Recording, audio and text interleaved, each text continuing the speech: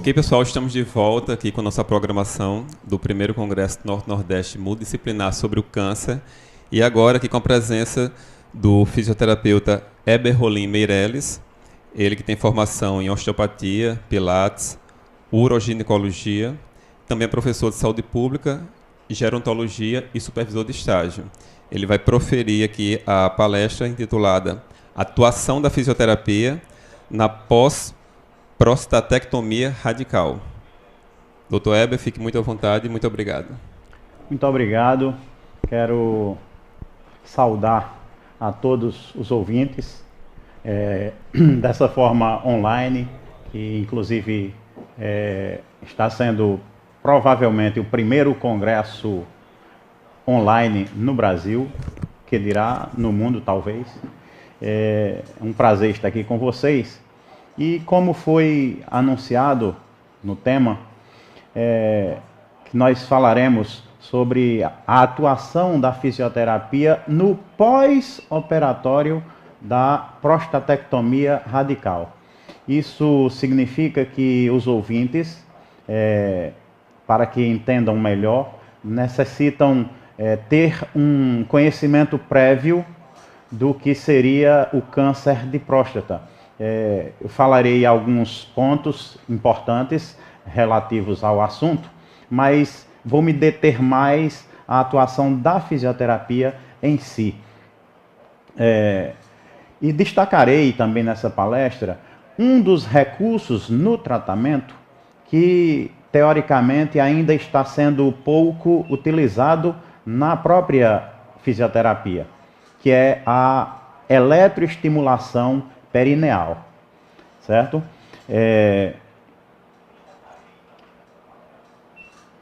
Principalmente, inicialmente, queremos lembrar que a cirurgia na próstata, principalmente a prostatectomia radical, é apenas um dos recursos que a medicina dispõe como tratamento, certo? Epidemiologicamente falando, segundo o Instituto Nacional do Câncer, o câncer de próstata é a quarta causa de morte por neoplasia no Brasil. Isso corresponde a um total de 6% dos óbitos por câncer no Brasil. É um índice alarmante e realmente preocupante.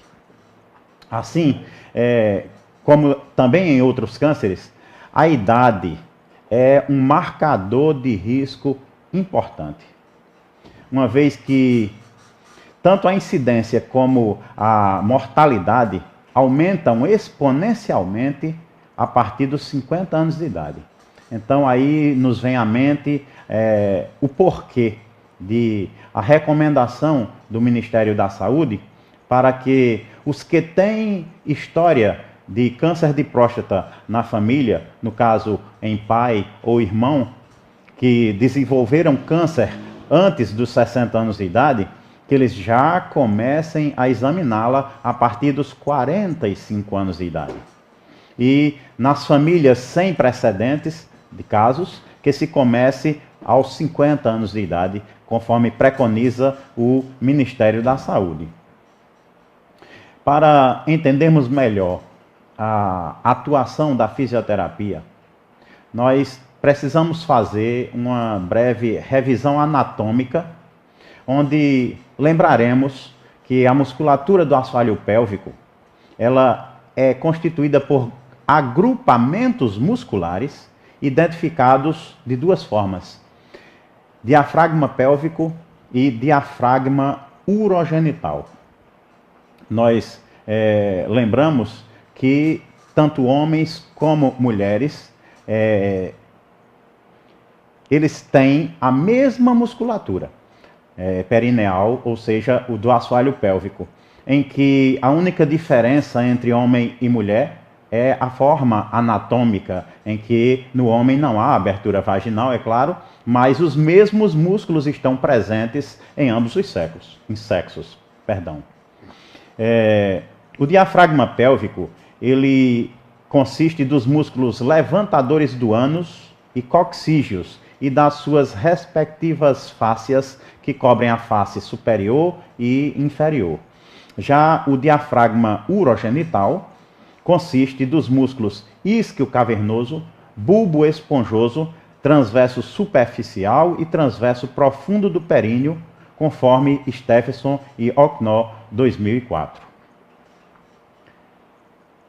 Conforme o estadiamento da descoberta da patologia, o médico, como eu já falei antes, ele pode optar por vários tratamentos, que pode ser a radioterapia, a terapia hormonal, ou a quimioterapia, ou as intervenções cirúrgicas, que é no que nós nos deteremos a falar mais especificamente. Mas independente da terapia utilizada, esses pacientes, eles apresentam sequelas que podem ser transitórias ou não. Dentre elas, destacamos a incontinência urinária, se destaca entre essas sequelas, sendo que também pode variar de intensidade e duração, conforme a extensão da cirurgia, técnica utilizada e idade do paciente. Ou seja, diante do corte cirúrgico,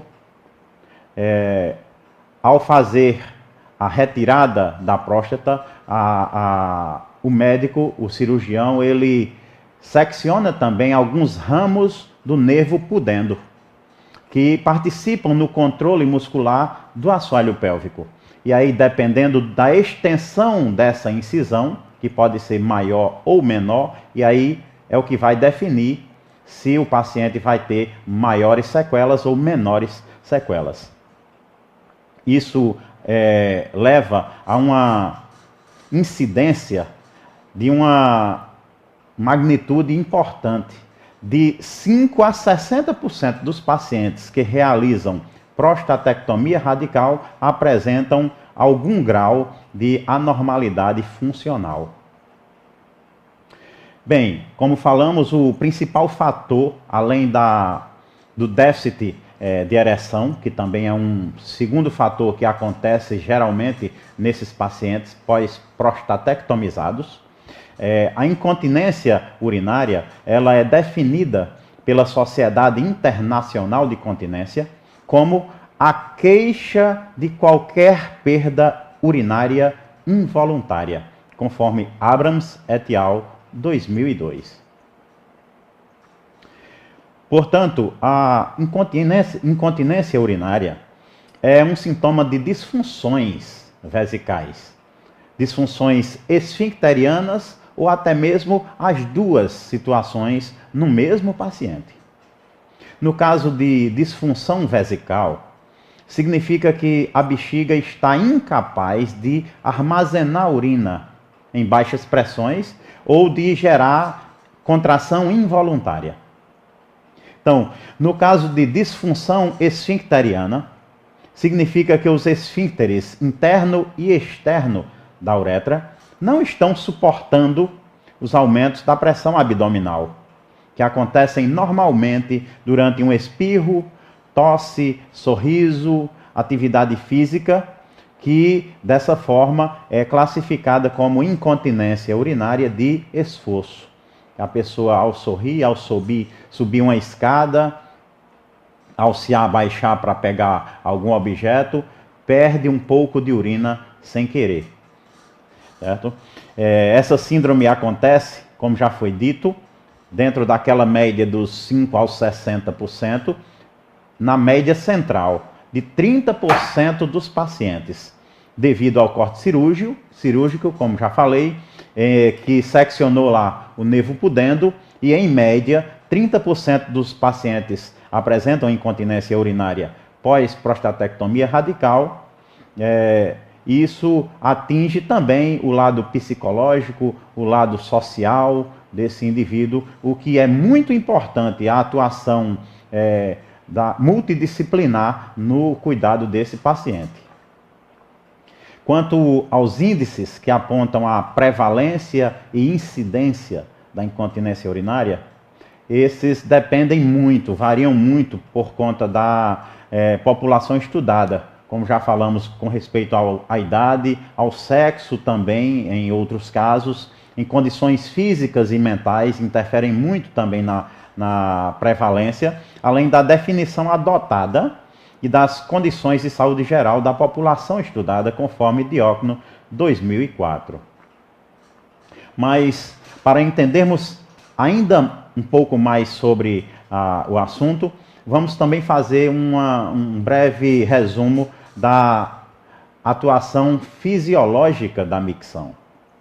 Bem, o controle e a coordenação das funções de enchimento e esvaziamento do trato urinário inferior, eles dependem da integridade do sistema nervoso central e também do sistema nervoso periférico, da sincronia muscular, que alterna contrações e relaxamentos satisfatoriamente, da irrigação sanguínea e do sistema endócrino, dentre outros fatores, inclusive o psicológico também.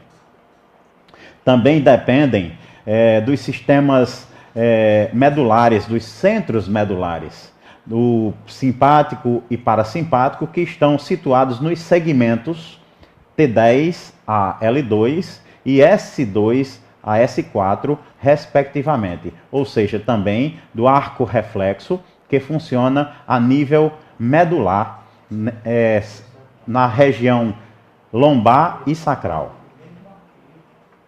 Os níveis do controle da micção também estão subordinados ao córtex cerebral, que é representado pelo lobo frontal e que é responsável pelo controle voluntário da micção, possuindo ação inibitória sobre o músculo detrusor.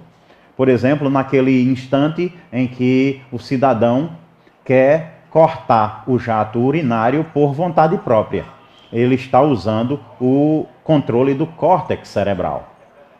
Também estão subordinados à substância reticular ponto mesencéfalo, que é responsável pela coordenação entre os vários níveis de controle do córtex cerebral, da medula, do sistema límbico e cerebelo.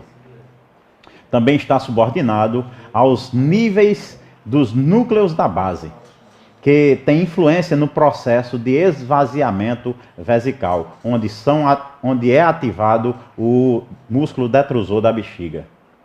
Também ao sistema límbico, que é a área responsável pelas emoções, atuando principalmente nas situações de estresse. Também o cerebelo participa nesse controle, na coordenação dos músculos do assoalho pélvico e esfíncter externo, inclusive durante a micção.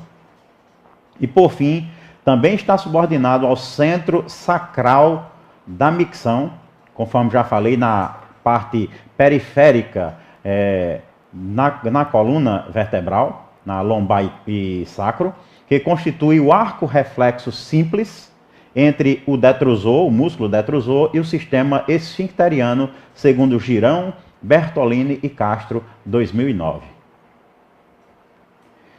O arco reflexo miccional também é outro mecanismo que participa na micção, onde na fase do esvaziamento, ou seja, do enchimento vesical, que acontece aproximadamente ao acúmulo dos 150 ml de urina na bexiga, os mecanorreceptores localizados na parede da bexiga, que funcionam teoricamente como válvulas de uma caixa d'água, que vão acusando o seu enchimento, eles enviam sinais aferentes via nervosa para o centro pontino da micção e córtex cerebral, sinalizando o primeiro desejo miccional. É aquela situação em que nós percebemos que temos um pouco de urina para eliminar, mas ainda estamos bem confortáveis. Se eu quiser ir ao banheiro só daqui a 15, 20 minutos, sem problema. Ainda está nessa fase inicial do enchimento vesical. Este primeiro desejo é inibido via eferente, o retorno do sistema nervoso central para o sistema muscular, acentuando o relaxamento do músculo detrusor. E aí a bexiga relaxa e aceita que chegue mais urina nessa bexiga. Outros sinais vão sendo atingidos ao passo que ela vai recebendo mais urina, o nível vai aumentando, certo? À medida que atinge o seu enchimento, que no adulto homem varia entre 350 e 400 ml, segundo Galhardo e Cataiman, 2007. Bem, diante dessa revisão anatômica e fisiológica, que é muito importante que façamos, vamos falar agora mais especificamente sobre o tratamento fisioterapêutico pós-prostatectomia radical.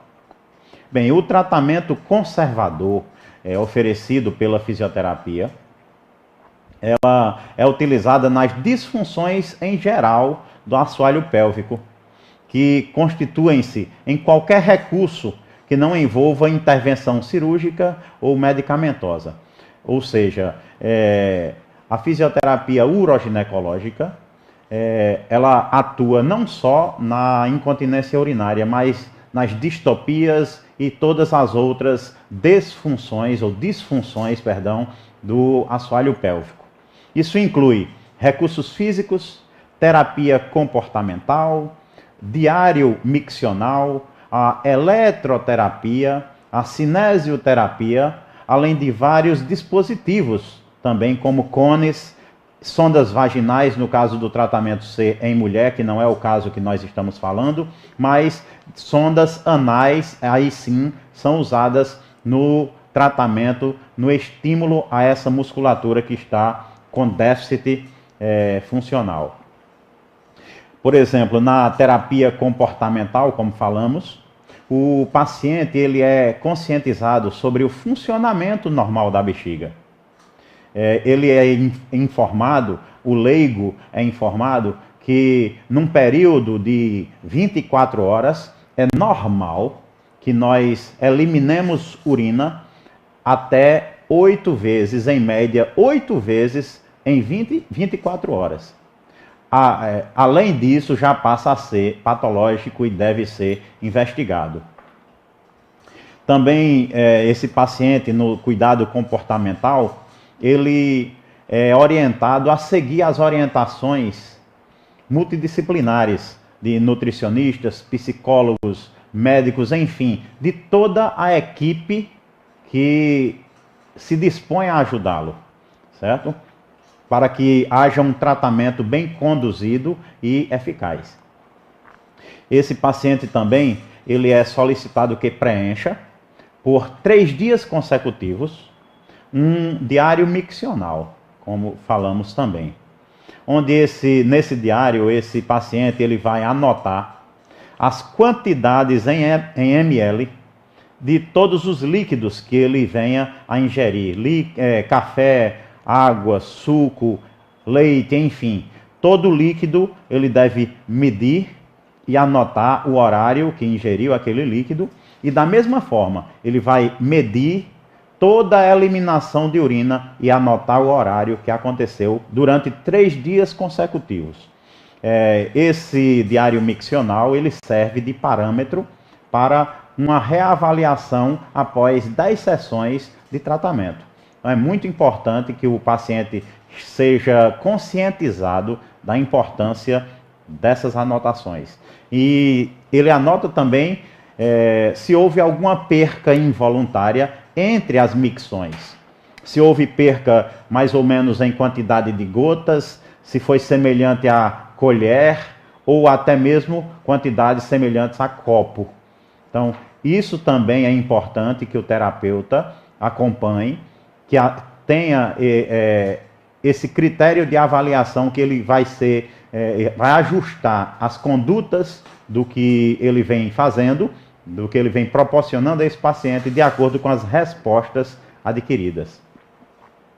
Já na cinesioterapia, que é um dos recursos também utilizados no tratamento, o paciente ele é solicitado a realizar movimentos voluntários repetitivos, onde se consegue o aumento da força muscular, a resistência à fadiga, o aumento da mobilidade e da flexibilidade e também da coordenação muscular, através de contrações e relaxamentos voluntários. Com isso, ele consegue uma reeducação abdominal e uma reorganização lombar e pélvica. E aí, nesse contexto, se insere muito bem as técnicas dos exercícios de Kegel associados ao Pilates, que utiliza a respiração não somente para melhor oxigenar o sangue, mas também para promover um fortalecimento abdominal e pélvico, segundo Craig 2007. Ou seja, nesse instante em que o terapeuta está usando as técnicas da cinesioterapia, o paciente ele é orientado a realizar o movimento durante a expiração. Ele inspira e quando ele começa a expirar,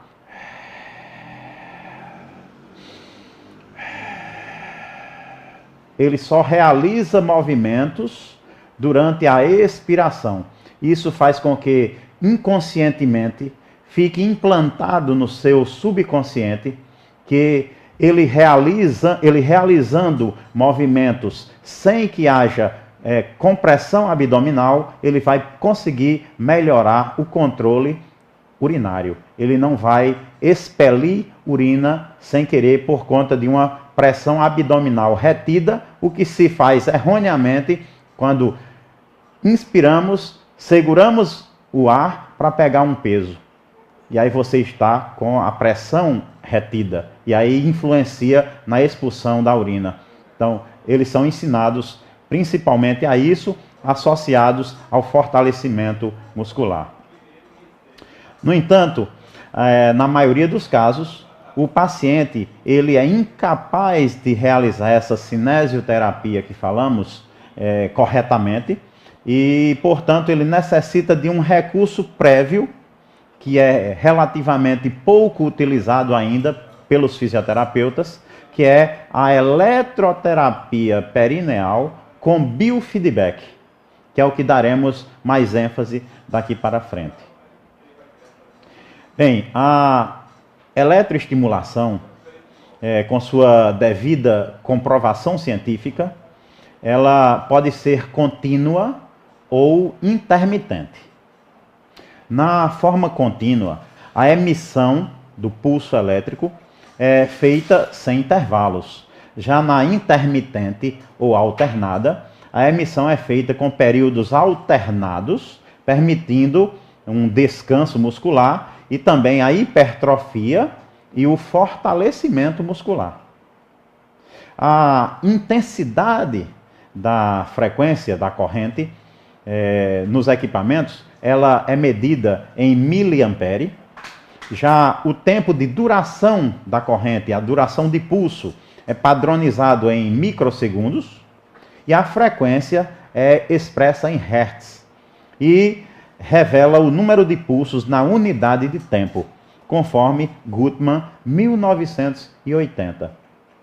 É até de se estranhar essa citação, 1980. Sim, não é novo esse recurso, porém, ainda é pouco utilizado na fisioterapia. Ele, no Brasil, está ainda se desenvolvendo, está ainda sendo adotado como um recurso importante no tratamento pós-prostatectomia radical, o que é até uma dica para os colegas, os acadêmicos em fisioterapia, que se dediquem mais a estudarem sobre a eletroterapia, que é uma área ainda carente de profissionais capacitados nessa área.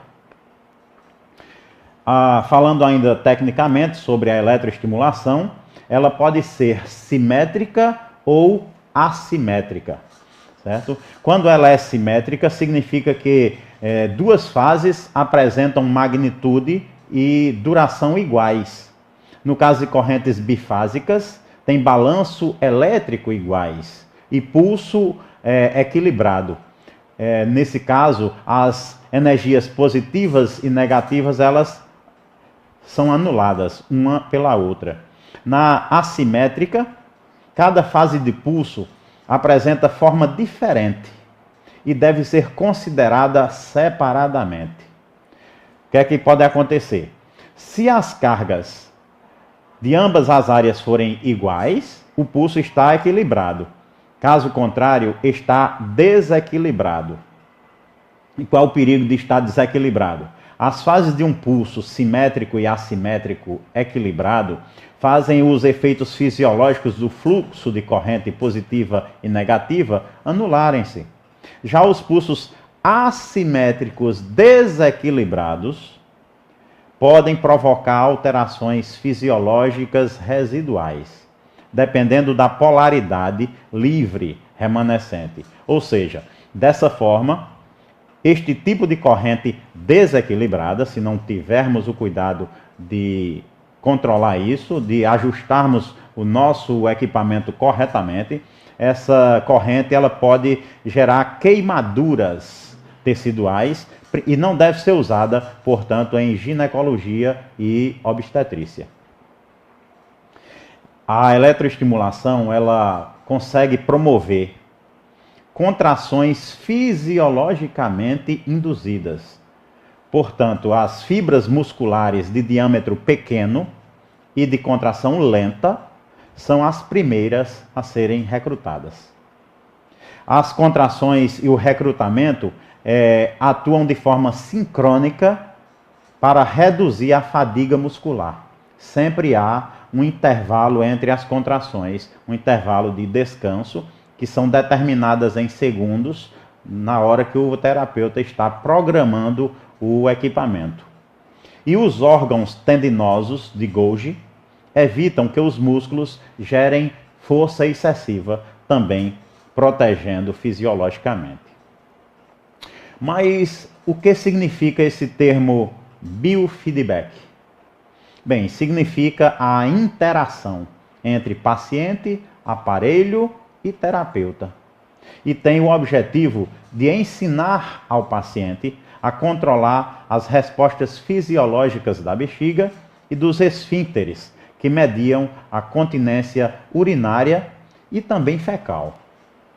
O biofeedback é um tratamento efetivo para a urge-incontinência e incontinência urinária de esforço, inclusive na pós-prostatectomia radical, produzindo melhoras de 76% a 86% dos casos, sendo tão efetivo quanto a terapia medicamentosa, segundo Burgio 2002.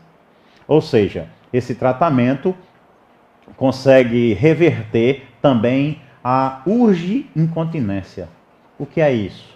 É quando a pessoa não está tendo o sentimento do enchimento vesical, vamos dizer assim. Como já falamos anteriormente, é normal que, mesmo com pouca urina acumulada, em torno dos 150 ml, a gente já percebe um leve desejo de urinar. Quando passa dos 250, esse desejo se torna mais forte, mas ainda bem controlável diante do tempo. Mas quando se atinge aquele nível que falamos, após os 350, 400 ml, aí sim chega o desejo bem mais forte, desejo já limite, já prévio de uma dor na região da bexiga, em que esse paciente que tem urge-incontinência, ele só vem ter o primeiro aviso quando já está no último grau de enchimento. Os avisos prévios, ele não conseguiu perceber. Então é isso que se classifica de urge-incontinência. E a incontinência urinária de esforço, como já falamos, quando a pessoa está em alguma atividade física, ou sorri, tosse, ou se abaixa, né? Então, na prática clínica, a estimulação e biofeedback, eles promovem a estimulação seletiva dos nervos. Durante a aplicação da eletroestimulação elétrica, tipos diferentes de nervos são instigados de forma orientada e previsível. Em resposta do nervo, acontecem, primeiro, relativo ao diâmetro do nervo, se ele é um ramo nervoso ou um ramo espesso, isso diante do tempo e da intensidade da corrente, eles reagem em situações diferentes.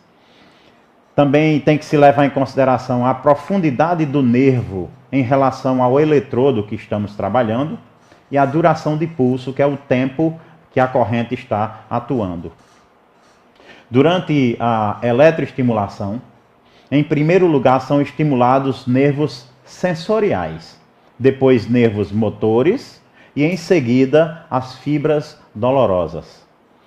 Ou seja, nós temos que ter o cuidado e estar sempre perguntando ao paciente, porque isso varia de pessoa para pessoa, a questão da sensibilidade, o pico da sensibilidade, em que nós não podemos ultrapassar a barreira dolorosa. A corrente deve ser bem percebida pelo paciente, porém sem causar dor. A amplitude necessária para um nervo ser estimulado é inversamente proporcional ao diâmetro do nervo, conforme já falamos em outras palavras. Os nervos com diâmetros menores são estimulados antes dos nervos de diâmetros maiores. Os nervos de maior diâmetro oferecem, portanto, menor resistência capacitativa de membrana e, por isso, menos corrente é exigida.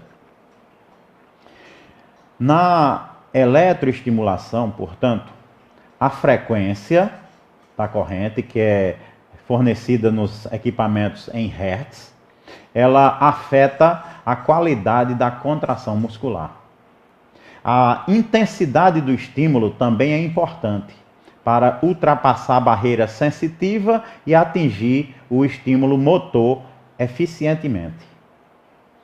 A polarização da onda também é importante, pois ondas unidirecionais levam à ionização e podem, consequentemente, ocasionar queimadura química, o que não ocorre com as ondas bifásicas e bidirecionais, conforme Bergman et al. 2000. Nos últimos 20 anos, por exemplo, os aparelhos para eletroestimulação já passaram por objeto de pesquisa e aprimoramentos. Portanto, atualmente, a estimulação elétrica ela é sempre bifásica, com eletrodos mais anatômicos, feitos com materiais não corrosivos, de teflon e aços cirúrgicos, que são aplicados por via anal, no caso da prostatectomia radical, conforme Castro et al. 1998. Ou seja, esses eletrodos e também os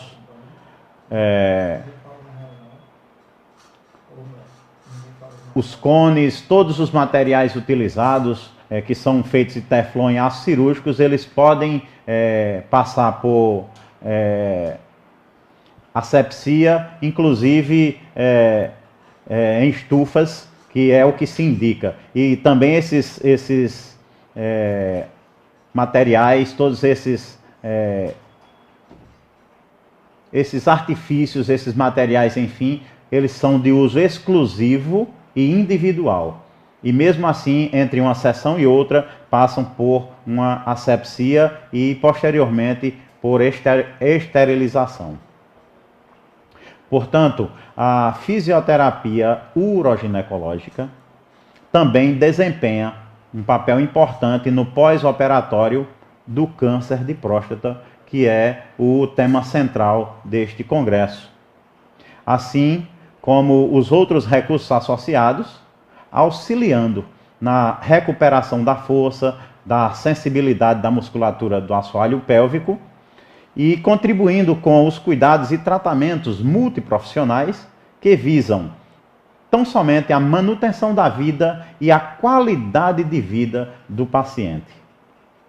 Eu quero me despedir concluindo a minha participação nesse momento, me irmanando com todos os que estão reclusos neste momento, também respeitando a vida e com o objetivo de recuperarmos e mantermos a nossa saúde coletiva. Eu quero concluir com um poema da minha autoria, até puxando um pouco a sardinha para a minha área da fisioterapia, com o poema Resignação do Fisioterapeuta. Fisioterapeuta ser, na ciência atuante, a limitação vencer, ajudando o semelhante, e na meta do saber, progredir a cada instante. Ajudando o neonato a sair da incubadora, reverter com o contato hipóxia sufocadora, devolvê-lo à genitora, nossa meta, nosso ato. Em alguém com AVE, com sequela deprimente, procuramos ajudá-lo em cabeça, corpo e mente, para do leito levantá-lo, ter a vida mais decente. Com cinesioterapia, eletroestimulação, com massoterapia ou com propriocepção, toda a nossa alegria ajudar o nosso irmão. Muito obrigado, um abraço a todos.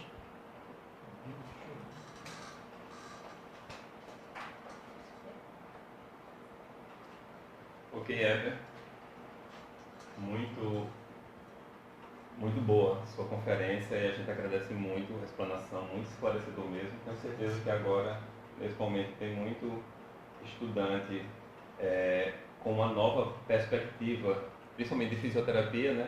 Talvez seja um campo relativamente novo. Sim. Ou, se não for novo, pelo menos pouco utilizado. Né? Então, acho que o termo não é nem novo.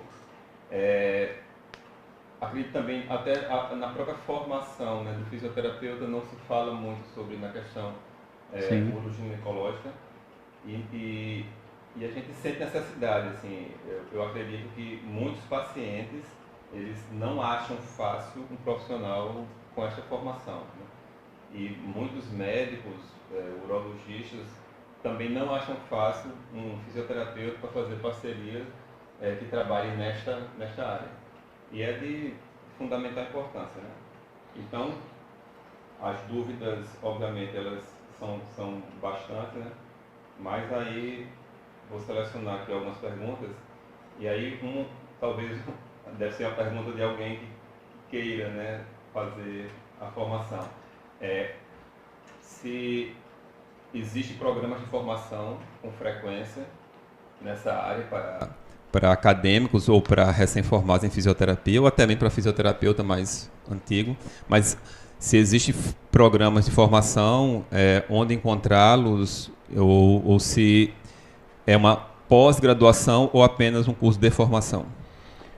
Existem as duas formas, na verdade. Existe a pós-graduação em uroginecologia e existem também cursos de capacitação. Ambos são muito importantes, embora que a pós-graduação ela só está oferecida geralmente no Rio de Janeiro, também em Salvador, na Bahia, e aí são poucos os lugares, as faculdades que dispõem dessa pós-graduação. E aí fica mais acessível as pessoas fazerem o curso de capacitação, que com o conhecimento prévio que todo fisioterapeuta tem, como generalista, nós já nos sentimos capacitados em atuar clinicamente apenas com esse curso de capacitação. É o suficiente, certo? E qualquer acadêmico, inclusive, já pode, no seu último ano de conclusão, ele já pode fazer esse curso. Eu recomendo, inclusive. Tem outra pergunta aqui, que acho que já é mais ou menos, já é a percepção do paciente em relação ao tratamento, né? É um tanto quanto invasivo, digamos assim, né? Então, baseado na sua experiência, como é que o paciente ele se comporta? quando ele sabe, né? Quando ele chega no fisioterapeuta que sabe como é que vai ser feito o tratamento dele. Porque o médico deve encaminhar, Sim. deve até explicar alguma coisa, mas quando ele chega lá no fisioterapeuta, que é realmente quando você detalha o tratamento para ele, como é que ele encara, como é que ele percebe isso aí? Bem, é realmente um pouco, vamos dizer, melindroso o assunto para se tratar com o paciente. A gente precisa dar muita ênfase à ética nesse atendimento.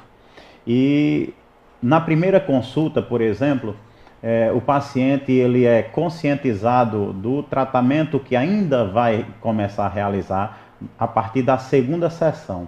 Por quê? Porque nesse primeiro momento, nós solicitamos um sumário de urina, se o paciente já não tiver feito bem recentemente, porque esse tratamento ele só pode ser iniciado com a certeza de que não há infecção urinária. E aí, neste momento em que nós solicitamos esse exame, eu aproveito, é orientado que se passe ao paciente todos os detalhes de como vai acontecer esse tratamento.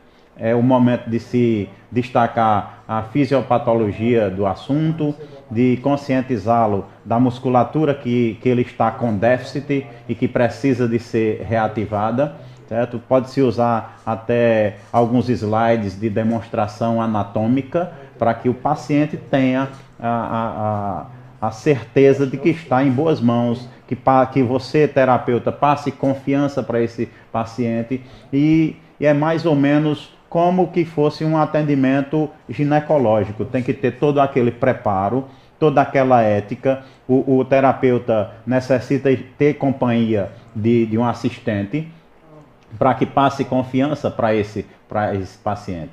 E principalmente quando, conforme já falamos, até ouvimos em outras palestras, quando se trata do homem, que é o caso específico da palestra, da pós-prostatectomia, imagina o critério, o drama psicológico que esse homem vai passar ao saber que vai ser introduzido anal uma sonda que vai passar pulsos elétricos ali. Então, ele necessita realmente de estar confiante, muito consciente do que precisa fazer, para que a terapia seja eficiente e dê resultados. De fato, é melindroso, né? Assim, é muito íntimo, né? Muito invasivo. Mas, enfim. Ok, Heber, então a gente agradece muito a sua brilhante explanação, foi muito esclarecedor. Acho que muita gente talvez passe agora a conhecer uma nova área da fisioterapia, né? E, obviamente, que quem tiver algum interesse, a gente tem os contatos de Heber, então vocês podem mandar mais perguntas, a gente repassa para eles e vocês vão conversando, ok? Parabéns, muito obrigado mais uma vez.